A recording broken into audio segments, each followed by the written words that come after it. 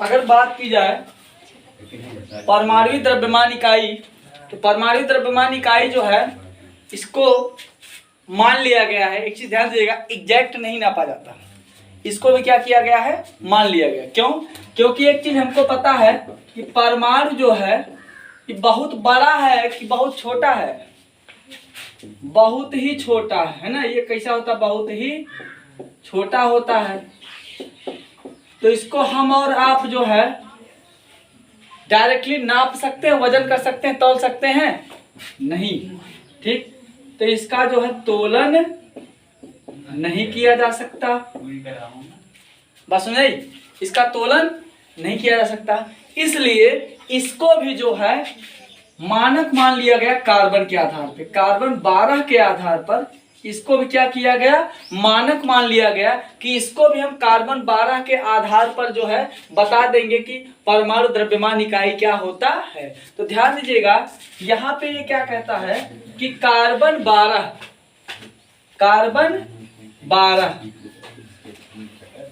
ठीक, कार्बन 12 हो जाएगा और इसका जो है कितना ग्राम? तो 1 ग्राम। ठीक है ना, कार्बन 12 का 1 ग्राम, 1 ग्राम अगर हम ले लेंगे तो इसमें एक चीज बताइए कि कार्बन 12 अगर हम 1 ग्राम ले लेते हैं तो कितना आएगा? 1 ग्राम में कितना कण होगा? 1 ग्राम में कितना कण होगा? मोल के हिसाब से कण कितना होता है किसी भी परमाणु में?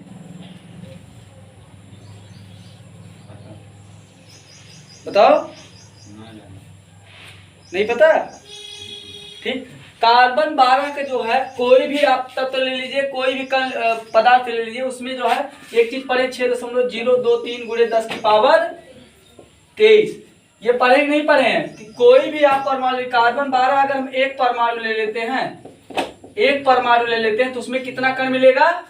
6.023 × 10 की पावर 23 कण मिलेगा, यही ना? ठीक, इसको हम और क्या कह सकते हैं? 6.023 × 10 की पावर 23 कण परमाणु आयन या इलेक्ट्रॉन। बात सुनिए, तो चाहे जो तत्व हो उसका एक परमाणु, उसमें कितना कण होगा? तो ये इतना होगा। और इसको हम किस नाम से और जानते हैं? आवागाद्रो संख्या के नाम से। ठीक, बात सुनिए, चलिए अब इसको मिटाएं कि इसको उतारेंगे इतना। अच्छा, कार्बन 12 जो है मानक माना गया, ये कार्बन 12 क्या है? मानक है। बात सुनिए, तो यहाँ पे कार्बन 12 का एक परमाणु लिया गया, उसमें भी कितना पाया जाता है कण? दुनिया कोई भी तत्व आप उठा के देख लीजिए, उसमें कणों की संख्या कितनी पाई जाएगी? तो 6.023 × 10 की पावर 23। इतना उतारिए आप लोग।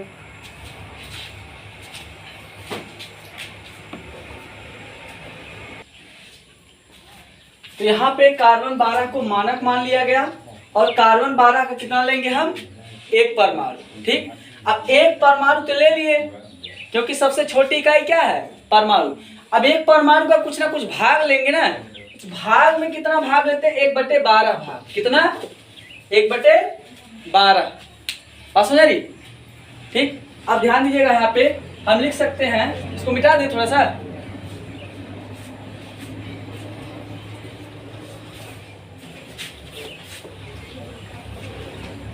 तो मानक हमने किसको माना? कार्बन 12 को। तो लिखेंगे क्या कि कार्बन 12 के 1/12 भाग, इसी को मानक मान लिए हैं। ठीक, तो परमाणु द्रव्यमान इकाई निकाल रहे हैं। तो कार्बन 12 है ये जो है। अच्छा, ये बताइए कार्बन 12 का हम कितना परमाणु ले रहे हैं? एक परमाणु लिए थे ना, पीछे लिखे ना, एक परमाणु। तो 12 में भी कणों की संख्या, अभी कार्बन 12 है, ये 12 नहीं, कार्बन 12 है। 12 ग्राम और मत समझिएगा, ये कार्बन 12 क्योंकि कार्बन के कैसे समस्थानिक है? 3, कार्बन 12, कार्बन 13, कार्बन 14। तो कार्बन 12 जो है इसमें भी कण होगा और परमाणु कितना ले रहे हैं? 1। और एक परमाणु में कितना कण होता है? 6.023 × 10 की पावर 23 × 1/12 नहीं करेंगे। अभी सोचेंगे 1/12 कहाँ से आया? 1/12वां भाग ले रहे हैं एक परमाणु का। 1/12वां भाग किसका ले रहे हैं? तो एक परमाणु का। ठीक, कार्बन 12 के एक परमाणु का 1/12 भाग ले रहे हैं, तो ये हो गया 12 बटे 6.023 गुणे 10⁻23। तो ये किसका बटा है? कार्बन 12 का, पूरे का बटा है। ठीक है, 12 बटे मत सोचिए, कार्बन 12, क्योंकि कार्बन के 3 रूप है। तो कार्बन 12 बटे एक परमाणु में कितना पाया जाता है, गुणे एक परमाणु का क्या भाग लेंगे तो 1/12, क्योंकि कार्बन 12 का परमाणु भार कितना होता है 1/12। अब देखिए इसको हम काट देंगे, 12 से 12 कट जाएगा ना।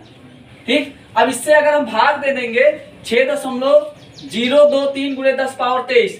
अब एक चीज बताइए, अगर हम मान लीजिए इसको कर देते हैं ऐसे 1 गुणे 10 की पावर, नीचे प्लस पावर है, ऊपर जाए क्या हो जाएगा माइनस पावर, 10 पावर -23 बटे 6.023, नीचे ही रहने देते हैं 6.023। ठीक, अब इसमें जो हम भाग देंगे, एक चीज बताइए, इसमें जो हम भाग देंगे है 6.023, एक चीज इसमें सार्थकता वाला नियम लगाइए कि दशमलव के बाद 0 आ रहा है, 0 के बाद 2 आ रहा है, इधर वाले कोई वैल्यू होगा नहीं होगा, तो सीधा सीधा हम किसको मान लेते हैं एग्जैक्ट वैल्यू 6 को। 6 से 1 में भाग दे दीजिए, अभी देखिए आ जाएगा आंसर, 6 भाग 1 कर दीजिए, कितना आएगा 10।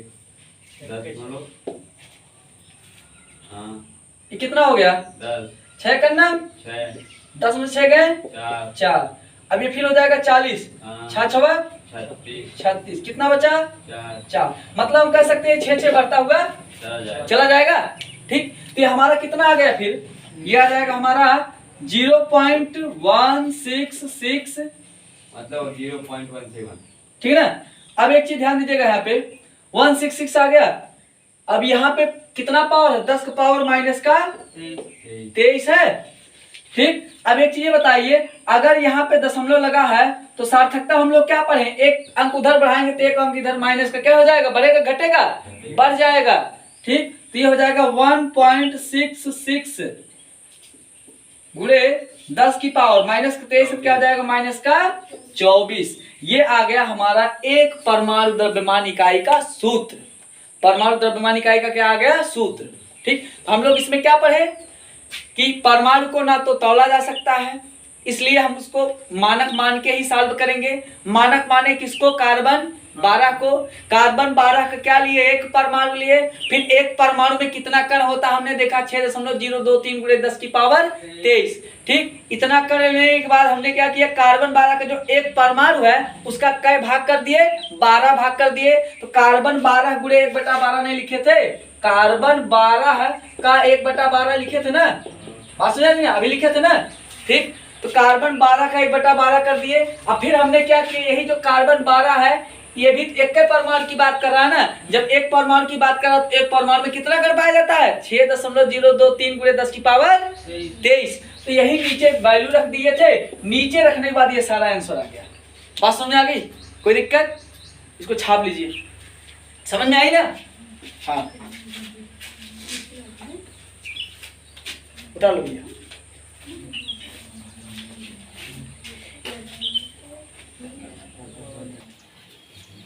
देखिएगा, परमाणुवीय द्रव्यमान इकाई, परमाणुवीय द्रव्यमान इकाई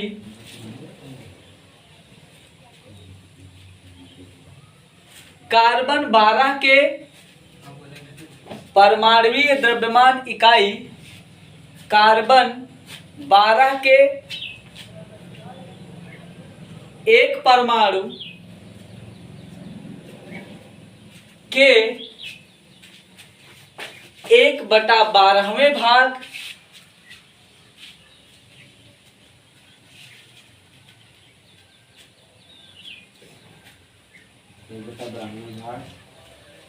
के द्रव्यमान के बराबर होता है।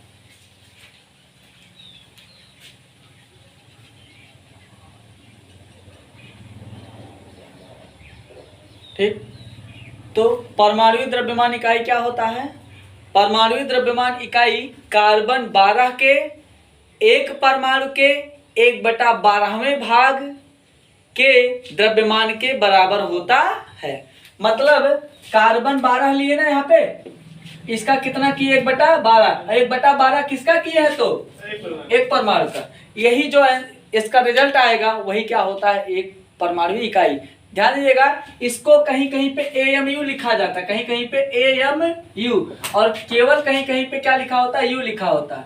तो चाहे AMU लिखा रहे चाहे U लिखा रहे, है ना, बस समझे, दोनों का मतलब क्या है, एक ही है। AMU का मतलब क्या हो जाएगा, एटॉमिक मास यूनिट, ठीक ना, और केवल U का मतलब क्या हो जाएगा, यूनिफाइड मास। केवल U का मतलब क्या हो जाएगा, यूनिफाइड मास। ठीक, तो ध्यान दीजिएगा ये ज्यादा मिलेगा, AMU ज्यादा लिखा हुआ मिलेगा, U कम मिलेगा। बात समझ आ रही है, कोई दिक्कत इसमें? तो परिभाषा क्या बनेगी, एक बार रिपीट करें। देखिए, कार्बन 12 के एक परमाणु के 1/12वें भाग का जो द्रव्यमान या भार होगा वही क्या कहलाएगा, एक AMU कहलाएगा। ठीक, AMU का मतलब एटॉमिक मास यूनिट और U का मतलब यूनिफाइड मास। तो चाहे यूनिट लिखा हो चाहे AMU लिखा हो, दोनों का मतलब क्या होता है, एक ही होता है, केवल लिखने का तरीका अलग है। जैसे मान लीजिए कोई व्यक्ति लिखता है कि दो बिंदुओं के बीच की दूरी 1 किलोमीटर है, ठीक है ना, और कोई व्यक्ति बोलता है दो बिंदुओं के बीच की दूरी 1000 मीटर है। तो चीज वही बोल रहा है, केवल सिस्टम क्या कर रहा है, चेंज कर रहा है। तो वही वस्तु के बारे में बता रहा है कि दूसरे के बारे में बता रहा है, वही के बारे में। तो यहाँ पर भी ध्यान देना है, चाहे AMU लिखा रहे चाहे U लिखा रहे, इशारा उधर ही कर रहा है, लेकिन कहने का तरीका केवल क्या है, अलग है। ठीक, कोई दिक्कत? अगला हेडिंग डालिएगा, औसत परमाणु भार। औसत परमाणु भार,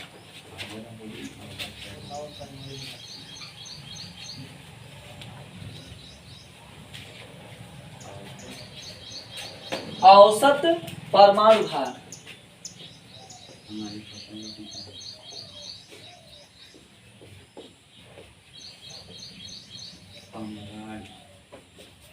ठीक है ना, औसत परमाणु भार अगर बात की जाए ये सिस्टम कहाँ पे लागू होता है, तो ध्यान दीजिएगा, ये जो है एक समस्या के समाधान के लिए ये विचारधारा, मतलब ये विकल्प चुना गया था, वो है समस्थानिक। ठीक, मतलब जो समस्थानिक आ गए तो वहां पर एक समस्या आई कि हम इसमें जो है किसका जो है परमाणु भार क्या मान लें। ठीक, और समस्थानिक कौन कौन सा तत्व होता है, तो कार्बन होता है, ऑक्सीजन होता है ना, और हाइड्रोजन होता है, यूरेनियम होता है। ठीक, यहाँ पे हम क्या कह सकते हैं, ये सब क्या समस्थानिक, क्योंकि इसके क्या है, एक से ज्यादा रूप है, एक से ज्यादा टाइप है इसका। तो कार्बन का 6 कार्बन 12, 6 कार्बन 13, 6 कार्बन 14, है ना। अब ऑक्सीजन का आ गया 8 ऑक्सीजन, क्लोरीनो है यार, 8 ऑक्सीजन 16, 8 ऑक्सीजन 17, है ना। हाइड्रोजन आ जाएगा 1H1, 1H3। यूरेनियम का क्या आ गया, यूरेनियम 92,235, यूरेनियम 92,238, है ना। 35 भी होता है, ये 39 भी होता है ना, 238। ठीक, क्लोरीन का, क्लोरीन 17, ये हो जाएगा 35.5 होता है ना, और एक हो जाएगा क्लोरीन 17 37। तो यहाँ पे हम क्या देख रहे हैं, ये सब क्या है, समस्थानिक है। कार्बन कितना समस्थानिक, ऑक्सीजन कितना समस्थानिक, हाइड्रोजन कितना समस्थानिक, यूरेनियम का इतना है, ठीक ना, क्लोरीन का 2 है। तो यहाँ पे एक मामला है कि इसका परमाणु भार माना क्या जाए। जैसे मान लीजिए एक घर में जो है कई लोग हैं, ठीक, अब एक आदमी आया, मान लीजिए डाकिया आया, ठीक, डाकिया जो है पत्र लेकर आया। अब उस पे जो है ये नहीं लिखा था किस व्यक्ति को पत्र देना है। अब वो आके कंफ्यूज हो गया किसको दे, क्योंकि घर में बहुत सारे लोग हैं ना। ठीक, अच्छा, सब जो है लगभग 1-2 साल आगे पीछे थे, तो सब 1-2 साल आगे पीछे थे, उसको समझ नहीं आया हम किसको पत्र दे। वही हाल यहाँ पे है कि जब तत्वों के समस्थानिक रूप हैं तो कंफ्यूजन वाला मामला किसका परमाणु भार मान लिया जाए, सबसे जरूरी किसको माना जाए। तो कोई समझौता है कि हमारे मन में नहीं यार 17 वाला जम रहा है, बढ़िया चमक रहा है ना, नहीं बोला नहीं यार हमको 16 वाला बढ़िया लग रहा है। कोई बोला हमको यूरेनियम 9238 खाने में बहुत मीठा, अरे मिट्टी पाया जाता है, ये मतलब जो है मिट्टी पाया जाता है। ये 35 जो है लैब वाला है, ध्यान दीजिएगा। 35 कहाँ होता है, लैब में, ठीक है। 38 जो है मिट्टी में पाया जाता है, मृदा में, है ना। तो यहाँ पे जो है जब एक ही तत्व का जो कई रूप मिल गया तो कंफ्यूजन वाली बात आई ना, ठीक। तो बोला गया ठीक है, अगर ऐसा है तो हम ऐसा नहीं मानेंगे कि जो है जिसको समझ में आए उसको मान लें। तो एक सिस्टम अपनाया गया। सिस्टम क्या अपनाया गया, कितना प्रतिशत कौन पाया जाता है, कितना प्रतिशत कौन कौन पाया जाता है, ठीक। अब पाया जाता है कहाँ, प्रकृति में। कहाँ पे, प्रकृति में। कितना कितना प्रतिशत कौन पाया जाता है, लेकिन कहाँ पाया जाएगा, लैब में तो जितना बनाओगे उतना बनेगा, लेकिन प्रकृति में कोई बना रहा है नहीं। तो कितना प्रतिशत प्रकृति में पाया जा रहा है, इसके आधार पर जो है निर्धारित किया गया क्या, तत्वों का औसत परमाणु भार। बात समझा रही है ना, औसत परमाणु भार। तो औसत परमाणु भार अगर पूछा जाए किसके ऊपर डिपेंड करता है, तो प्रकृति में उसकी कितनी उपस्थिति है, कितना मात्रा में वो पाया जाता है, ठीक। बात समझाई। तो ये जो है आपका जो है सबसे बेसिक चीज है ये कि औसत परमाणु भार के मामले में किस आधार पर जो है इस परिभाषा को निर्धारित किया गया है। तो यही सबसे बेसिक चीज है कि प्रकृति में वो कितना परसेंट पाया जाता है। जब तक ये नहीं दिया रहेगा तब तक आप उसका परमाणु भार नहीं निकाल पाएंगे। और इसका जो क्वेश्चन आता है वो कोई भी तत्व उठा के दे देगा, उसके जितने रूप रहेंगे, 2 रहेगा, 3 रहेगा, 5 रहेगा, उससे नहीं मतलब है, ठीक। सबका परसेंटेज दे देगा और परमाणु भार दे देगा, इतना इतना पाया जाता है, उसके आधार पर न्यूमेरिकल लगता है, ठीक। पहले इतना छापिए फिर बता रहे हैं कैसे लगता है न्यूमेरिकल, ठीक।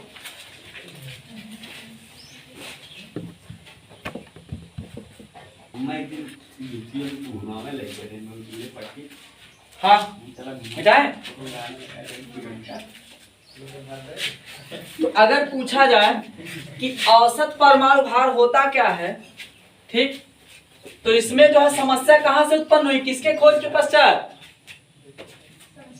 औसत परमाणु भार की विचारधारा कहां से आई, किसके खोज के पश्चात। तो हम कह सकते हैं कि समस्थानिकों के खोज के पश्चात, समस्थानिकों की खोज के पश्चात, ठीक।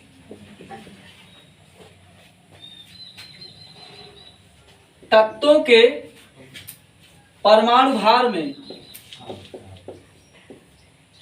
परमाणु भार में क्या हुई, निर्धारण, परमाणु भार में निर्धारण को लेकर समस्या उत्पन्न हुई।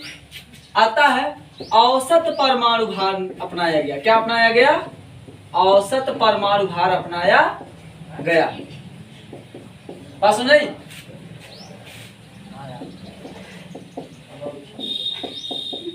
ठीक। अब इसमें जो है औसत परमाणु भार अपनाया गया, ठीक है। कैसे अपनाया गया, तो हम लोग अभी पीछे जो है बात किए थे कि कौन सा तत्व प्रकृति में कितना परसेंट पाया जाता है। और समस्थानिक अगर है तो जैसे मान लीजिए क्लोरीन का हम ले लेते हैं। क्लोरीन का जो है 2 ब्रांच है, एक क्लोरीन 35 और एक क्लोरीन 37, 17 दोनों का है ना, परमाणु क्रमांक दोनों का 17 है, ठीक। बात समझाई। तो यहाँ पर अगर मान लीजिए हमको निकालना हो तो क्लोरीन जो 35 होता है वो प्रकृति में पाया जाता है 75%। क्लोरीन 35 कितना पाया जाता है, ये 75%, ठीक। और क्लोरीन 37 कितना पाया जाता है, 25%। बात समझाई। तो 75% और 25%। तो हम लोग जो है कक्षा 9 में भी एक सूत्र पढ़े थे, x1n1 प्लस x2n2, ठीक। क्या पढ़े थे, x1n1 कैपिटल एन लिखते हैं। x1 n1 चाहे छोटा वाली लिखो यार। x1 n1 plus x2 n2 plus x3 n3। मतलब जितना तत्व रहेगा उतना बार हम लिख सकते हैं, कोई लिमिट इसमें नहीं है, ठीक है ना। बटे अब एक चीज ध्यान दीजिएगा, यहाँ पे x1 plus x2 plus x3 बात समझा रही है। ये x1 x2 x3 क्या बता रहा है, ये कितना परसेंट पाया जाता है, ठीक, कितना परसेंट पाया जाता है। और ये n1 जो है ये क्या बताता है, उसका परमाणु भार, क्या बताता है, परमाणु भार। तो ये सूत्र हमारा होगा, उसी पे लगेगा ये सवाल, ठीक। अब देखिए सवाल लगाते हैं यहाँ पे, देखिए तो हमारा यहाँ पे क्या समस्थानिक है, 2, तो हम x1 n1 plus x2 n2 लिखेंगे ना, 2, ठीक। तो यहाँ पे लिखते समय एक चीज ध्यान देना हमको, x1 n1 plus x2 n2 बटे क्या करेंगे, x1 प्लस x2 लिखेंगे, x3 भी लिखेंगे, क्या लिखेंगे, x1 x2 x3 3 कहाँ लिखेंगे, यहाँ पे ये समस्थानिक है ना, तो कितना लिखेंगे, x1 प्लस x2 है ना, यहाँ हो जाएगा x1 प्लस x2। बात समझ आई। अब x1 का वैल्यू यहाँ पे कितना है, अब ध्यान दीजिएगा, परमाणु भार ये कितना परसेंटेज, तो पापा लिखे कहाँ कहाँ यार, पाया है, ठीक है ना, पासा नहीं है, पाया है, ठीक। सोचे पापा लिखे क्या ठीक ठीक ठीक, अरे ठीक है भैया, ठीक।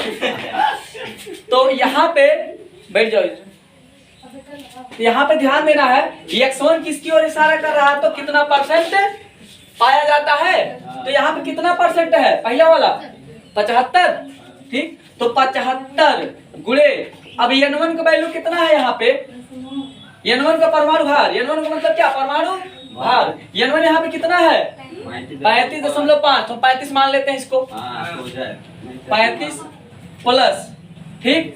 x2 वैल्यू कितना है, यहाँ पे कितना परसेंट है, 25%, ठीक। 25 गुणे n2 मान कितना है 37, ध्यान दीजिएगा थोड़ा से, नहीं तो बाउंस हो जाएगा, वही तो है क्या दोनों, अरे 25 ठीक। बटे x1 का वैल्यू यहाँ पे कितना है, कै परसेंट, 75, और x2 का वैल्यू 25, ये x1 इशारा कर रहा है, ये किसकी ओर इशारा कर रहा है, तो x1, ये 25 किसकी ओर, तो x2, तो x1 का वैल्यू 75 प्लस x2 का वैल्यू 25, ठीक। अब गुणा कर देते हैं 35 और 75 का, तो 35 और 75 का गुणा करेंगे कितना आ जाएगा, गुणा करिए आप लोग, 35 गुणे 75, 35 गुणे 75, हाँ जल्दी करिए, जल्दी करो यार,